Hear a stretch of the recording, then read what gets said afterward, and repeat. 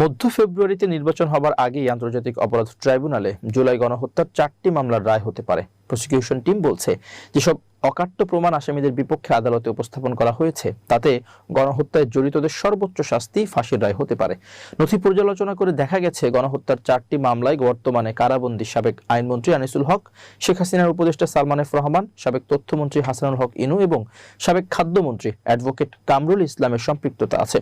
Prosecution team আশা করছে, মামলা 4টির রায় হয়ে গেলে আনিসুল হক, সালমান এফ রহমান, হাসানুল হক ইনু এবং অ্যাডভোকেট কামরুল ইসলামের সাজা কার্যকর করা কেবল সময়ের ব্যাপার। ট্রাইব্যুনালের রায় হওয়ার পর আসামি পক্ষ সুপ্রিম কোর্টের আপিল বিভাগে আপিল করার সুযোগ পাবে। সব মিলিয়ে 1 মাসের মধ্যে আপিল ও রিভিউ সহ আইনগত সব কার্যক্রম শেষ হবে বলে আশা করা যায়। সে হিসেবে ফেব্রুয়ারির শুরুর দিকে এই 4 আসামির বিরুদ্ধে রায় কার্যকর করতে আর কোনো বাধা থাকবে না। নাম প্রকাশ না করার শর্তে এক প্রসিকিউটর বলেন, সরকার নির্বাচনের আগেই জাতিকে বিচারের রায় কার্যকরে